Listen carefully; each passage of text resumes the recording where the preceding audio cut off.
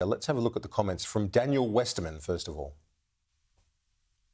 But you're saying you cannot guarantee that the current government policy settings which you model will deliver lower power prices?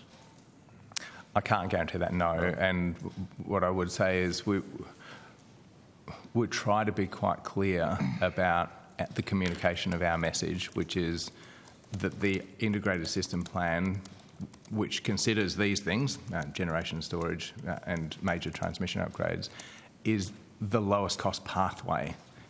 It doesn't refer to whether it's cheaper or more expensive for that wholesale component, and it explicitly doesn't consider other parts of the consumer energy bill.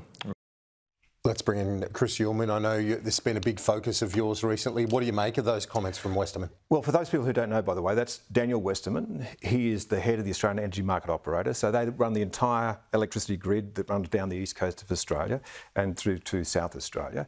He's developing the government's integrated system plan. So this is the plan for 82% renewables by 2030. So in the next 6 years, we're going to double the amount of renewable energy on the grid. And what he has just said is that he cannot guarantee that the price of electricity is going to fall. Now, that is the explicit guarantee that is made by Chris Bowen. It was obvious to anyone who followed this kind of developments over years, as he should have done, that putting more renewable energy on the grid was never going to cut the wholesale price of electricity, because it's the highest cost of generation that sets the market price. Now, I know this can be a bit complicated, but essentially the parts of your bill where renewable energy could drive the cost down is only the wholesale price, right? That when you've got a low price of generation, that you get a low electricity cost, and ergo they think that brings the price down.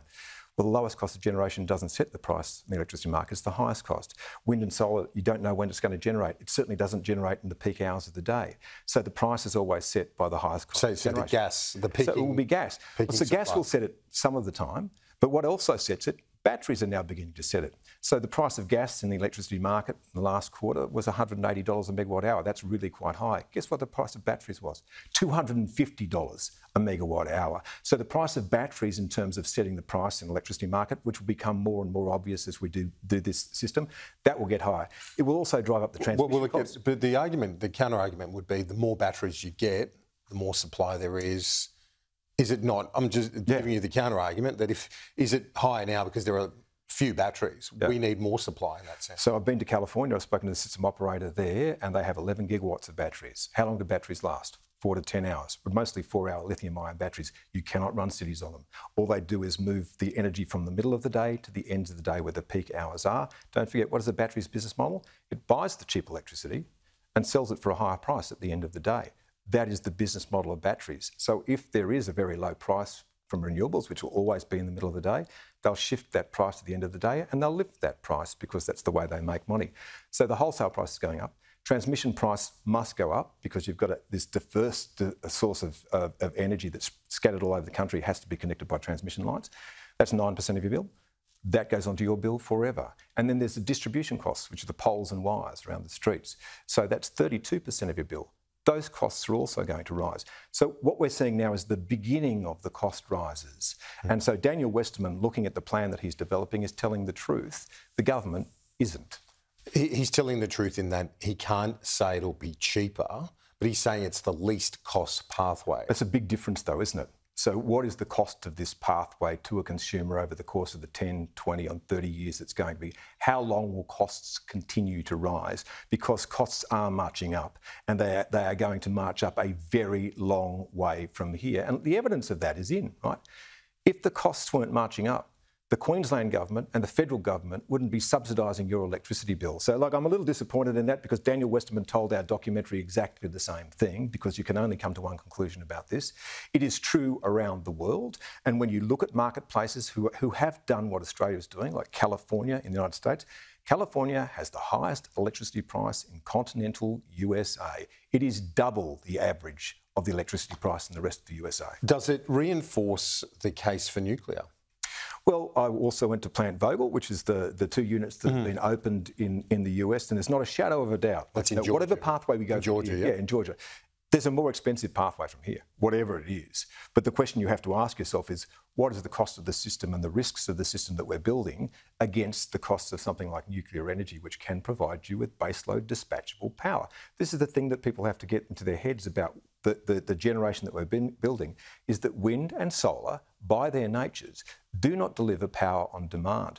The only way that Daniel Westerman's system actually works is that it's built on a backbone of 15 gigawatts of gas.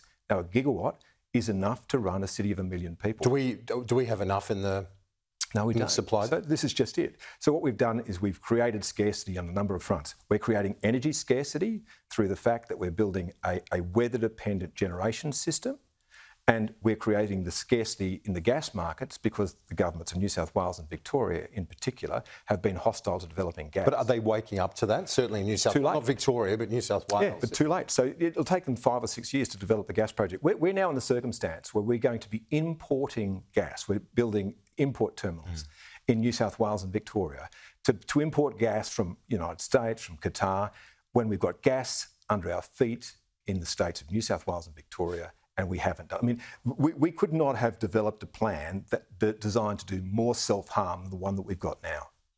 And when he says least cost, he's not saying no cost, and they're not really putting a cost on the cost of every single thing that's needed to support. So with the weather-dependent grid, it needs an elaborate life support system, right? It needs batteries, it needs pumped hydro, it needs lots more transmission in order to make it work, and it needs gas as the ultimate backup to security, and without that gas backbone, you don't have an electricity system. And nuclear is zero emissions, and it's you've got that high that sort of density of energy as well in the smaller location as opposed to what you're talking about across the landscape. Yeah, look, the thing that people don't understand is that we had the lowest, basically, energy generation costs in the world in the 20th century because brown coal fields of Victoria, not export quality. We had 800 years worth of supply. We've decided we're not going to use it anymore. That's the cheapest form of electricity. Very much enjoyed chatting to you about that. I look forward to your documentary coming out over coming months. Chris, great to see you. Thanks. Thanks, mate.